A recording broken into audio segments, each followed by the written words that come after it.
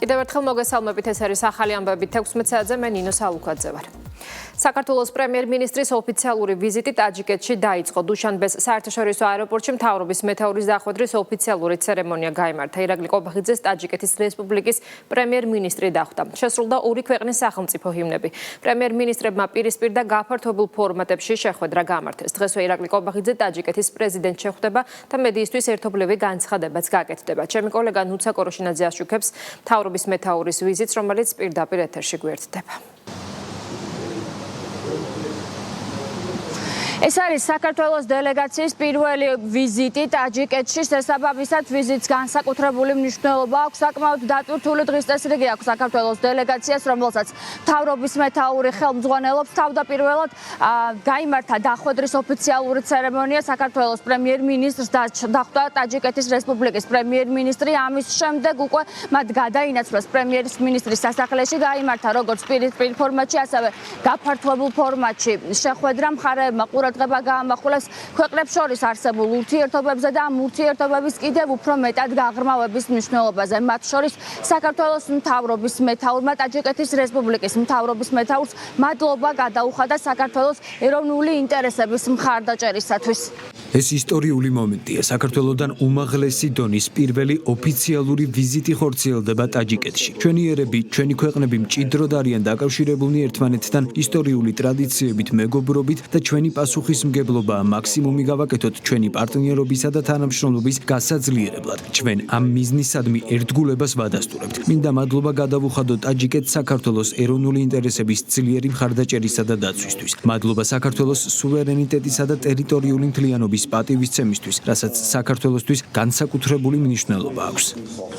ეს ისტორიული მომენტია ჩვენი ქვეყნებისთვის. საქართველოს მთავრობის მეთაური პირველად გვეწვია ტაჯიკეთში და დარწმუნებული ვარ, რომ ახალი ძალიან მნიშვნელოვანი თავი დაიწერება ჩვენი ურთიერთობების ისტორიაში. ჩვენს ხალხს შორის ურთიერთობა ყოველთვის ეფუძნებოდა ნდობას, პატივისცემას და გულწრფელობას. ტაჯიკი ხალხის გულში განსაკუთრებული ადგილი უკავიათ ქართველებს, ბუნების, მდიდარი კულტურისა და ტრადიციების გამო. ქართველი მეგობრების წვლილი ტაჯიკეთის მეცნიერების, ჯანდაცვის, მშენებლობისა და არქიტექტურის სფეროებში განსაკუთრებულ ადგილს იკავებს ჩვენს ისტორიაში. ჩვენს შეხვედრას კიდევ ერთ მნიშვნელოვან დატვირთვას ძენს დუშანბეს ცენტრში ერთ-ერთი მთავარი გამზირის სახელწოდება. ჩვენს ქვეყნებს ყოველთვის კარგად ესმოდათ ერთმანეთის და დღეს ჩვენი საერთო მიზანია სერიოზული მუხტი მივცეთ ორმხრივ თანამშრომლობას ყველა მიმართულებით. მთავრობის მეთაურს პრეზიდენტის სასახლეში ამ წუთებში ტაჯიკეთის პრეზიდენტი მასპინძლობს. სულ ცოტა ხანში კი დაგეგმილი არის ერთობლივი განცხადებები მედიისათვის. მადლობა, ეს ნუცა კოროშინაძე იყო. ქართული ოცნების ახალგაზრდული ორგანიზაციის რიგით მეათე კონფერენციას დღეს ყალტუბო უმასპინძლებს. იმერეთში მცხოვრებ ახალგაზრდებს საშუალება ექნება დისკუსიის რეჟიმში ორგანიზაციის ბორდის წევრებთან განიხილონ ის საკითხები, რომლებიც მათ და მათი რეგიონის ყოველდღიურობას განსაზღვრავს. ასევე გააჟღერონ იდეები და საჭიროებები. კონფერენციების მიზანი ახალგაზრდების ქვეყნის საზოგადოებრივ და პოლიტიკურ ცხოვრებაში ჩართულობის გაზრდა. სალმე გობრუნიძე აშუქებს ღონისძიებას, რომელიც თემის დეტალებით ყალტუბოდან გვერდება პირდაპირ ეთერში. ზუსტად 1 საათში დაიწყება ქართული ოცნების ახალგაზრდული ორგანიზაციის კონფერენცია წყალტუბოში და ამ პლატფორმის ფარგლებში რეგიონში მცხოვრებ ახალგაზრდებს ექნებათ შესაძლებლობა დღეს ისაუბრონ ყველა აქტუალურ პოლიტიკურ და სოციალურ საკითხებზე, მათი და რეგიონის საჭიროებებზე. სულ ცოტა ხნის წინ ამ პლატფორმის მნიშვნელობაზე მედიასთან ისაუბრეს ქართული ოცნების ახალგაზრდული ორგანიზაციის თავმჯდომარემ და ბორდის წევრებმა.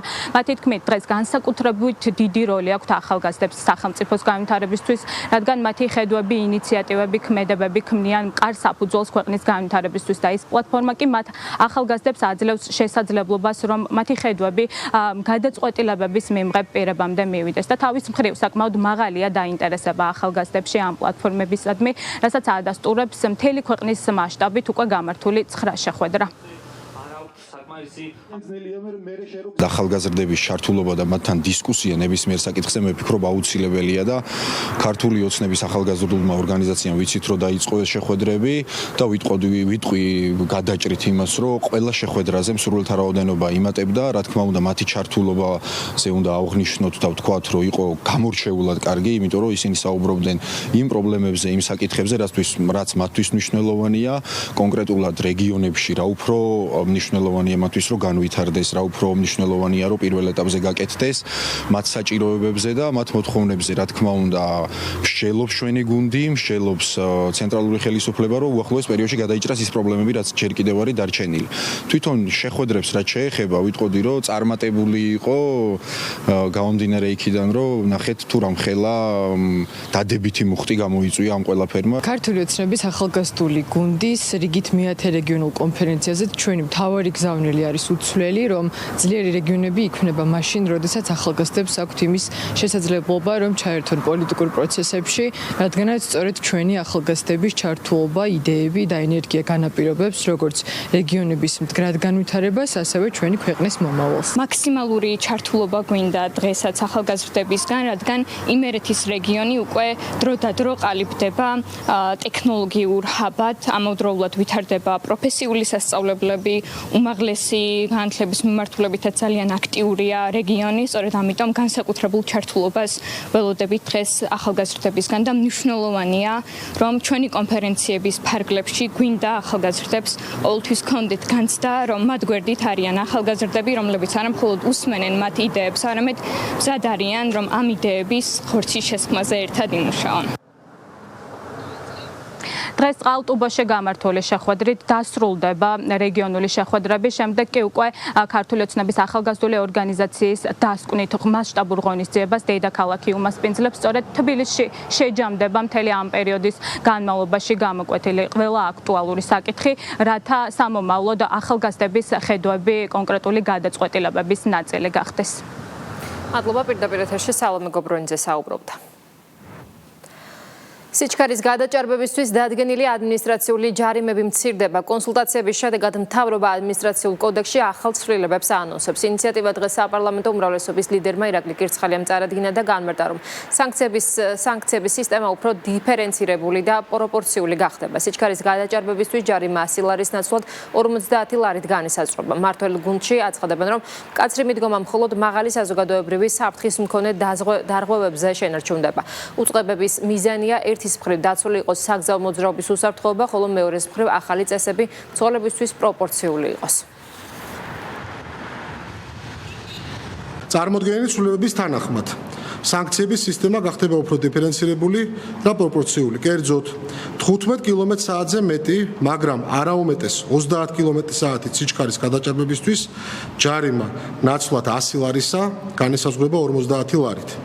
30 კმ/სთ-ზე მეტი, მაგრამ არაუმეტეს 40 კმ/სთ სიჩქარის გადაჭარბებისთვის რჩება 100 ლარის ოდენობით ჯარიმა. მეს მიდგომა უზრუნველყოფს სამართალდაღობის სიმძიმისა და დაკისრებული პასუხისმგებლობის პროპორციულობას, ხოლო მაღალი საზოგადოებრივი საფრთხის შემცველი ქმედებისთვის, კერძოდ 50 კმ/სთ-ზე მეტი სიჩქარის გადაჭარბებისთვის მკაცრი სანქცია ძალაში რჩება. აქვე მსურს აღვნიშნო, რომ ვაგრძელებთ დაკვირვებას პრევენციული მექანიზმის პრაქტიკაში განხორციელების კუთხით, რათა ერთი მხრივ უზრუნველყოფილი იყოს საგზაო მოძრაობის უსაფრთხოება, ხოლო მეორე მხრივ ეს მექანიზმები იყოს პროპორციული. ვინ უნდა გადაწყვიტოს საქართველოს ბედი მიხეილ სააკაშვილი ხელისუფლებას ემუქრება, რომ შეერთებული შტატები და დასავლეთი ქართულ ოცნებას დაასჯის.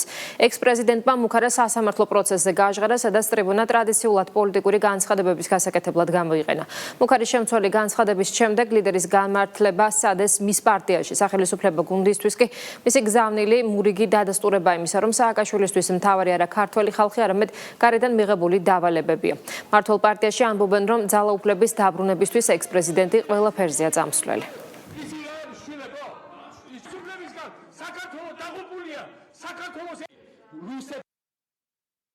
ჩვენი გამარჯვება არის ძალიან ახლოს, ჩვენთან ასეთი თამაშები და ტრიუკები დიდი ხანია აღარ გადის. არც უცხოეთი ჭამს. ამერიკელებთან ეს თამაში აღარ გავა, როგორც კი ხედავენ ამერიკელები, რომ მათ ეთამაშებიან, ისინი ძალიან ცუდად პასუხობენ. ძალიან ცუდად დაამთავრებს ივანიშვილი ამერიკელების თვალში. ამაში აბსოლუტურად დარწმუნებული ვარ. ამის მოთმენას მხოლოდ იმის გამო, რომ ვაიმე კიდევ ზედმეტი უბედურება და პრობლემა არ გვინდა, პრობლემა უკვე არის. მათ გაცნობიერებული აქვთ პრობლემა და დასავლეთი აუცილებლად ბოლომდე გადაწყვეტს ამას. მიხეილ სააკაშვილი აგრძელებს თავის წარსულს, როგორც მორიელის ხუდი არ გასწორდება, ისე არ გასწორდება მიხეილ სააკაშვილი და არ გამოსწორდება ეს დამნაშავე და სისხლიანი რეჟიმის შემოქმედი პირი. იგი ყოველთვის იყო არის და სამწუხაროდ მომავალში შეეცდება, რომ გარე დავალების შემსრულებელი იყოს, გარე მითითებების აღსრულებელი და ამავდროულად მისი პოლიტიკა იყოს გარეთ მიმართული და არა ორიენტირებული ქართულ საზოგადოებაზე. იგი ამისთვის ყველაფერთვის მზად არის. იგი იმდენად არის ძალაუფლების ნარკოტიკზე დამოკიდებული, რომ მათ შორის მზად არის, რომ ყველაფერი, რაც კი ადამიანური არის, გათელოს ფეხქვეშ, როგორმე ეს ნარკოტიკი რომ დაიბრუნოს. მათ შორის მზად არის, რომ როგორც წარსულში გაუყიდია ქვეყანა, ახლაც შეეცადოს და სხვას ლანგარზე მიართოს ჩვენი სამშობლო. მაგრამ ამ ყველაფერს იგი ვერ მოახერხებს, იმიტომ რომ იგი არის სამართლიანი სასამართლოს შედეგად მსჯავრდებული პირი. პირდაპირ ამბობს, რომ ამერიკის ინტერესები უნდა გატარდეს. ამერიკა დაგჯის. ეს ნიშნავს იმას, რომ ნახე სააკაშვილი ვიყავი მონა, ყურმოჭრილი მონა ამერიკის. ეს ნიშნავს სწორედ იმას, რომ საქართველოს ინტერესები კი არ იყო სააკაშვილისთვის და ნაცმოძრაობისთვის პირველ რიგში და ან არის არამედ იყო ამერიკის ინტერესები, ან მაგალითად ევრობიუროკრატიის ინტერესები, ან სხვა ქვეყნის ინტერესები. ეს არის მათი სტილი. ლავირებას სააკაშვილი სახელმწიფოებს შორის, ამერიკა, ევროპა, რუსეთ შორის აკეთებდა იმისთვის, რომ თვითონ დარჩენილიყო ხელისუფლებაში. და დღეს ლავირება კეთდება იმისთვის სახელმწიფოებს შორის, რომ საქართველოში იყოს მშვიდობა. აი ეს არის განსხვავება სააკაშვილისა და დღევანდელ ხელისუფლებას შორის.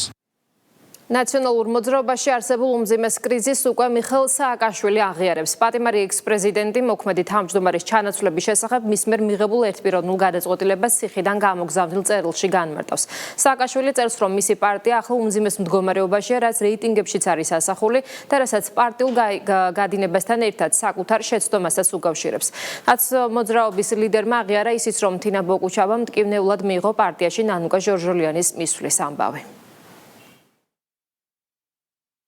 მეგობრებო, მინდა განგიმარტოთ ჩემი გადაწყვეტილება ნანუკასთან დაკავშირებით უფრო დეტალურად. ამაზე უარეს მდგომარეობაში, როგორშიც დღესაა ერთიანი ნაციონალური მოძრაობა, უბრალოდ ვერ აღმოჩნდება. პარტიაში არის უმძიმესი კრიზისი. ერთიანმა ნაციონალურმა მოძრაობამ დაკარგა თავისი რეგიონალური ბირთვის 70%, ნაწილობრივ ღალატის, რეჟიმის ჩარევის და ასევე შეცდომების გამო, მათ შორის ჩემი შეცდომების. ვიღაცას ზედმეტად ვენდე, ვიღაცა შეიძლება გავანაწყენე, განსაკუთრებით ბოლო პერიოდში, მიუხედავად ჩემი რეიტინგის მკვეთრი ზრდისა, ერთიანი ნაციონალური მოძრაობის რეიტინგი ადგილს დგებნის. პრაქტიკულად გაწყდა ბმა ჩემსა და ერთიანი ნაციონალური მოძრაობის საზოგადოებრივ აღქმას შორის. ნანუკას თემაზე რამდენიმე თვე ვფიქრობდი. მას აქვს ენერგია, გამოცდილება, ხალხთან კომუნიკაციის ნიჭი, ხალხის უკან მობრუნების უნარი, რაც ახლა ყველაზე მეტად გვჭირდება. თინას ძლიერი მხარი არის საჯარო გამოსვლები და საერთაშორისო ურთიერთობები. ამიტომ კარგი იქნებოდა, რომ თანათავმჯდომარეობა გამოსულიყო. მაგრამ მან ზედმეტად მტკივნეულად მიიღო ნანუკას მოსვლა. თან იმ პირობებში, რომ ივლისში ისედაც უმთავრდებოდა ვადა. მე მაქვს პრეტენზია ამ პარტიის ლიდერობაზე. განსტრატეგიული მნიშვნელობის ობიექტები ხელში ჩაგდების მცდელობისა და ჯგუფურ ძალადობაში მონაწილეობის საქმეზე ბრალდებული 7 პირის სასამართლომ დამნაშავეცნო. გიორგი ჩახუნაშვილს, კონსტანტინე კოკაიას, დავით სტურუას, კახაბერ მჟავანაძეს, დავით ჟღენცა და ზაქრო ალბუთაშვილს 5 წლით პატიმრობა მიესაჯათ, ხოლო იად არახველიძეს, რომელიც დღევანდელ პროცესს არესტრებოდა, 3 წლით თავისუფლების აღკვეთა განესაზღვრა და მასზე ძებნა გამოცხადდა. სხდომათა დარბაზში დააკავეს გიორგი ჩახუნაშვილი, რომელსაც გირა ჰქონდა შეფარდებული. აღნიშნულ ეპიზოდზე ბრალით 15 პირს ჰქონდა წარდგენილი, თუმცა 8 მათგანმა დანაშაული აღიარა, რის საფუძველზეც საპროცესო შეთანხმება გაუფორმდათ. მძიმე იყო ამ ყალბი განაჩენის მოსმენა. რა თქმა უნდა, გავასაჩივრებთ ამ უსამართლო განაჩენს. ბრძოლა გრძელდება, ბრძოლა გაგრძელდება სააპელაციო სასამართლოში, უზენაეს სასამართლოში და რა თქმა უნდა დასრულდება სტრასბურგის ევროპულ ადამიანის უფლებათა თავისუფლება სასამართლოში. კონკურსი კი იქნება შესაბამის უწყების მიერ ანჩაბარება იასი ან დაკავება აიჩვლება მისი სასჯელის ვადა. ამ ეტაპისთვის ჩატარდება ჩვენი პროცედურები, როგორიც არის, ეგრეთ წოდებული ძებნაზეც გადაეცემა ქალბატონ იას სასამართლომ. სასამართლომ სრულად გაეზიარა ბრალდების მხარის მიერ წარდგენილი მტკიცებულებები, მათ შორის ის ვიდეო ჩანაწერები, სადაც ჩანდა მათი მიერ განხორციელებული დანაშაულებრივი ქმედებები და სრულად ცნო დანაშაულები წარდგენილ ბრალდებებში. მათგან ერთ-ერთმა პირმა განცხადებით მიმართა პროკურატურას შეთანხმების დადების მოთხოვნით, თუმცა დღევანდელ სხდომაზე განაცხადა, რომ სურდა მის მიმართ საქმე დასრულებულიყო არსებით პროექტი განხილვის შედეგად. აქვე აღნიშნა, რომ ამ საქმეზე თავდაპირველად ბრალდებულად ცნობილი იყო 15 პირი, მათგან 8 პირმა მიმართა განცხადების პროკურატურას აღიარეს დანაშაული უდაოდ ცნეს ბრალდების ხარის მტკიცებულებები და მოითხოვეს შეთანხმების გაფორმება. თითოეული მათგანის განცხადება დაკმაყოფილდა და შეთანხმების შუამდგომლობის საფუძველზე მათ სასჯელის სახით და ზომად განისაზღვრათ 3 წლით თავისუფლების აღკვეთა, რაც შეეთვალათ პირობის მსჯავრად. საქართველოს წინააღმდეგ ევროპარლამენტის მორიგი რეზოლუცია პოლიტიკური შეფასებების თემაა. დოკუმენტი უცვლელი შინაარსი და ანალოგიური მოთხოვნებით. მმართველ გუნდში ამბობენ, რომ რეზოლუციას არავითარი ფასი არ აქვს და მისი მიზანი საზოგადოებაში მღელვარების გამოწვევა. ამ ჯერზეც ტექსტში არის ჩანაწერი ქართველი ხალხის დასანქცირების შესახებ ითხოვენ ქართული ოცნების ლიდერების და მოსამართლეების სანქცირებას. ჩანაწერია უვიზო რეჟიმის შეჩერების შესახებაც, თუმცა მეათე რეზოლუციაში გაჩნდა ახალი ჩანაწერი. ამ ჯერზე ევროპარლამენტარები NGO-ებისთვის, აქტივისტებისთვის და ოპოზიციური მედია საშუალებებისთვის პრივილეგიებს ითხოვენ. დოკუმენტით ევროპარლამენტი ევროკომისიას მოუწოდებს შექმნას ისეთი მექანიზმი, რომლის მეშვეობითაც უვიზო რეჟიმი მხოლოდ ამ ჯგუფებს შეუნარჩუნდებათ. სახელმწიფო გუნდსა და ხალხის ძალაში მიაჩნიათ, რომ ანტიქართული დოკუმენტის ავტორებისთვის მნიშვნელოვანია მხოლოდ მათი დავალებების შესრულებლების და არა ქართველი ხალხის ინტერესები. ამ გადაწყვეტილებების რაოდენობაც კი იმაზე მეტყველებს, რომ არავითარი ქმედითი მექანიზმი და ქმედითი საშუალება და ქმედითი ბუნება ამ ყველაფერს არ აქვს. წინააღმდეგ შემთხვევაში ამდენჯერ ასეთი განცხადების გაკეთება მათ არ მოუწევდათ. მათი მიზანი, რა თქმა უნდა, არის, რომ საზოგადოებაში როგორმე მღელვარება გამოიწვიონ, ამ მღელვარების ფონზე კი სადონ შემდეგ სხვის დაკბულზე მოცეკვავე ადამიანებმა გარემართულობა დაამყაროთ ჩვენს ქვეყანაში. ყველაფერი არ გამოსდით, მიუხედავად 5-ჯერ რევოლუციური მოქმედებებით, ხელისუფლების დამხობისა და გარემართულობის ჩამოყალიბების მიუხედავად 10-ჯერ დამარცხებისა. არავინ არ ეკითხება ამ რეზოლუციებით ქართულ ხალხს ვინ უნდა ხელისუფლებაში.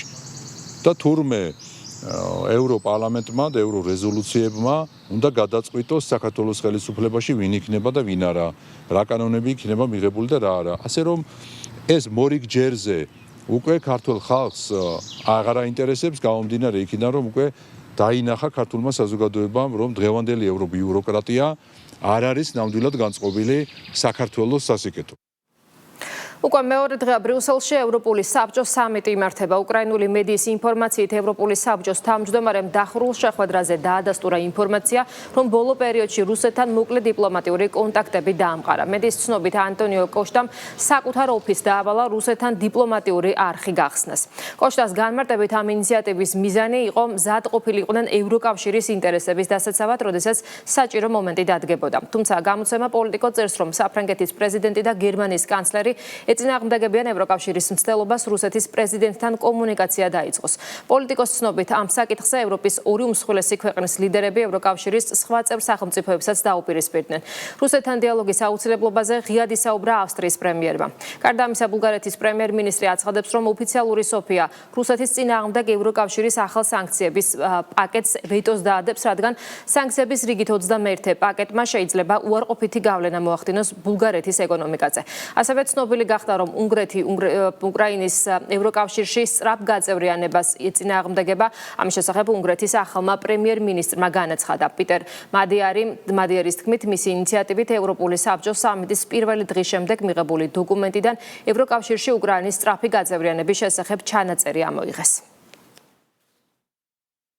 სახელმწიფოთა და მთავრობათა მეთაურების სამიტის შემაჯამებელ დოკუმენტში უკრაინასთან დაკავშირებით მხოლოდ ის ტექსტი შევიდა, რომელიც წლების წინ კონსენსუსის საფუძველზე იყო მიღებული. რამდენიმე კვირის განმავლობაში მიმდინარე სამუშაო პროცესში დეკლარაციამ მნიშვნელოვნად გადაიხედა და დაიხვეწა უნგრული წინადადებების გათვალისწინებით. გარდა ამისა, ჩემი ინიციატივით ბოლო მომენტში ტექსტიდან ამოიღეს ჩანაწერი, რომელიც უკრაინის ევროკავშირში გაწევრიანების პროცესის დაჩქარებას ეხებოდა. ეს მარტივი არ ყოფილა. სწორედ ასე მიიღწევა შედეგი, როდესაც ვინმე შეხვედრაზე მხოლოდ დაპირისპირებისა და შიშის დათესვისთვის კი არ მიდის, არამედ კომპრომისის პოვნას ცდილობს.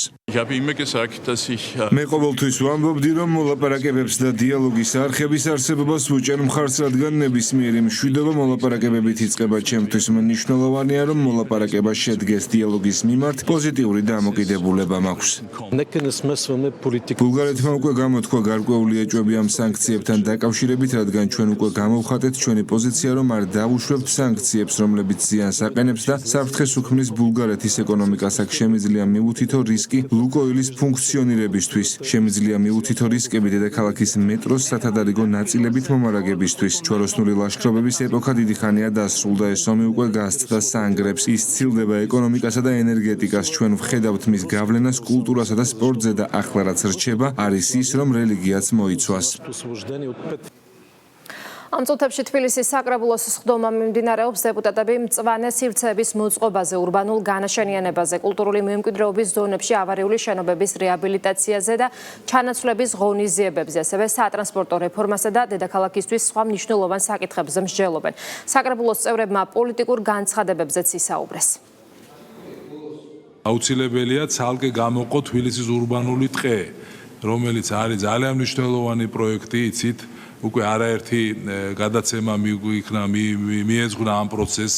ჩვენც ჩართულები ვიყავით, მე ბატონი ბექა, ჩვენი კოლეგები, დედაქალაქის მერია და უნდა აღინიშნოს, რომ ეს პროექტი არის უნიკალური იმ თვალსაზრისით, რომ თავიდან ბოლომდე ფინანსდება საქველმოქმედო ფონდი ქართუს მიერ. დაახლოებით 24 მილიონი იხარჯება ამ პროექტზე და ეს არის იმით უნიკალური, რომ აი სწორედ რასაც ვამბობდით, ეს მშენებლობები, ეს თბილისის ურბანული განვითარებისთვის არის ძალიან კრიტიკულად მნიშვნელოვანი ასეთი სივრცე, რომელიც დაეხმარება დედაქალაქს ეკოლოგიურად იყოს მდგრადი.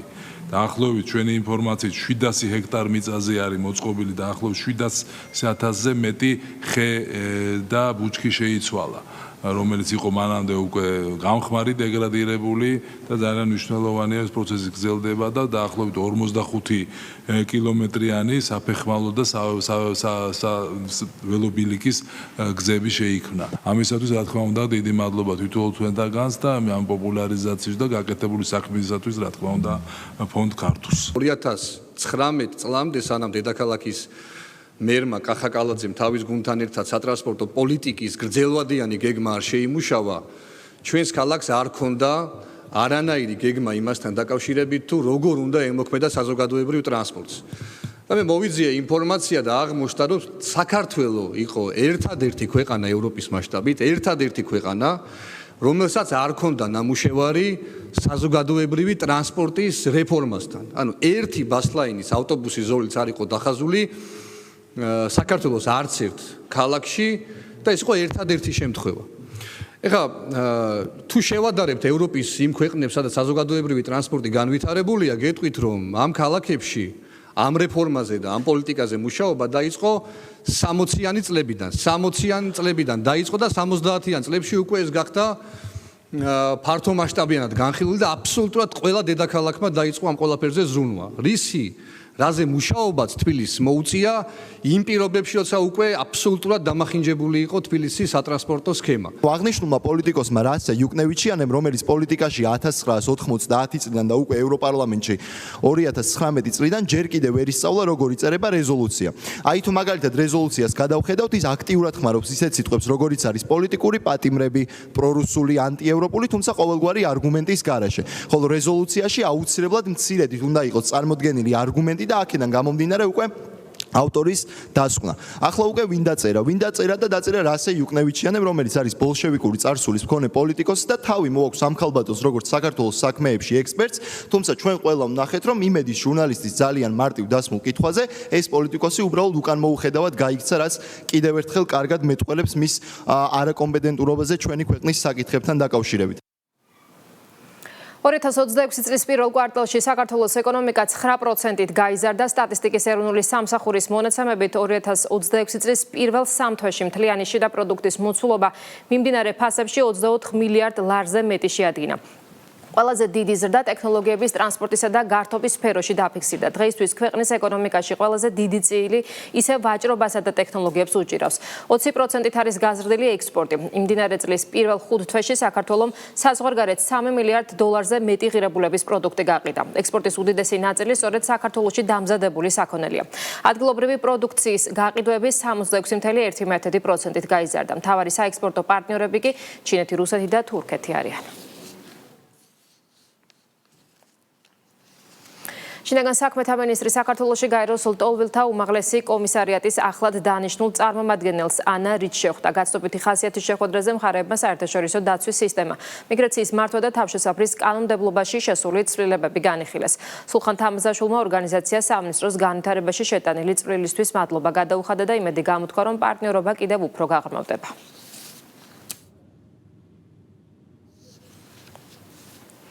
შინაგან საქმეთა სამინისტრომ პროსტიტუციის ხელშეწყობისა და ადგილის გადაცემის ბრალდებით 14 პირი დააკავა, 9 ობიექტი კი დახურა. დაკავებულებს შორის საქართველოსა და ჩინეთის მოქალაქეები არიან. სამართალდამცველების მიერ ფარული ვიდეო და აუდიო ჩანაწერებით დასტურდება, რომ თბილისსა და ქუთაისში ობიექტების მფლობელები უცხო ქვეყნის მოქალაქეებს ასაქმებდნენ და ფართებს პროსტიტუციისთვის სისტემატიურად გადასცემდნენ. ბრალდებულები პროსტიტუციაში ჩაბმულ ქალებს კლიენტების მოძიებაშიც ეხმარებოდნენ, სანაცვლოდ კი მიღებული თანხის ნაწილს თავადაც იღებდნენ. We're going to massage tickets. Can you make massage and enjoy? I don't know Georgian language. Can you make massage and after enjoy? Price, but maybe what 40 minutes? 40 minutes, 200 lira. 40 minutes. 20 წუთი რამდენი? 80 ლარი 20 წუთი. გააქვს რეზინა. ქეში თუ ბარათი? Cash? Massage. Massage in a for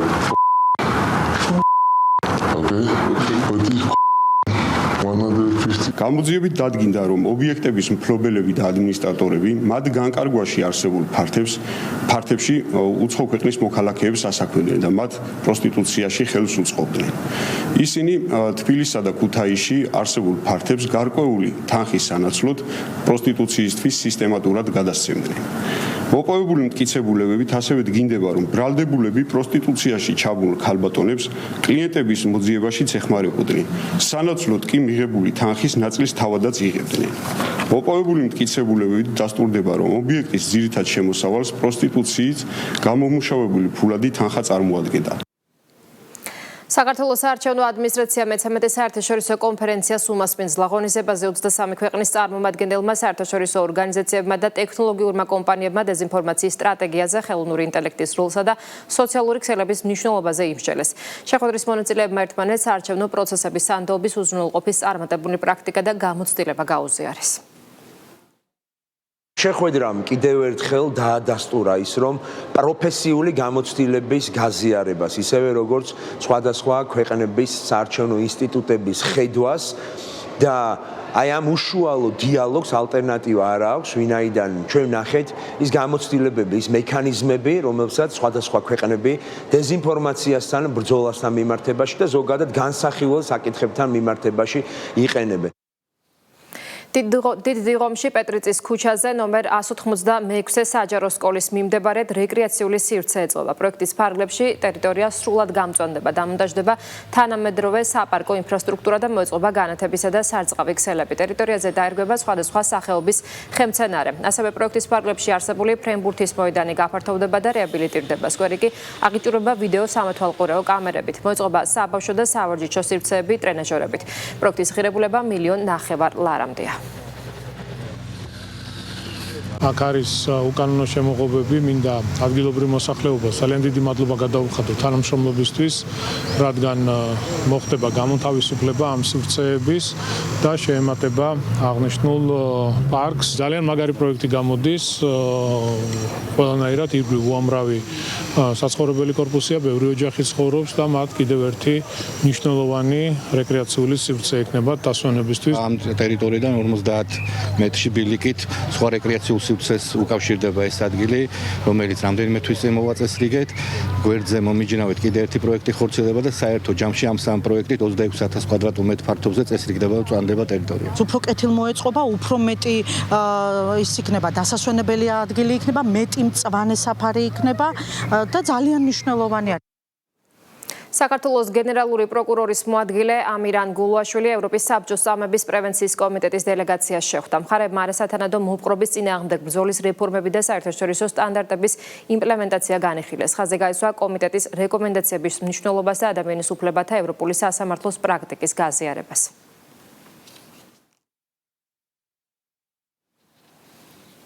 თავდაცვის სამინისტროს არმიხოლში სამეთაურეო საბშტაბო პროგრამის მე-15 გამოშვების საზეიმო ცერემონია გაიმართა. აღნიშნული პროგრამა მიმდინარე სასწავლო წელს 60 მსმენელმა დაასრულა. პროგრამის მონაწილეებმა სამხედრო ოპერაციების პრინციპები, ლიდერობა, მენეჯმენტი გაერთიანებული და ერთობლივი ოპერაციების დაგეგმვა, ომის თეორია და სამხედრო ხელოვნების ისტორია, ასევე თავდაცვისა და ეროვნული უსაფრთხოების ძირითადი ასპექტები შეისწავლეს.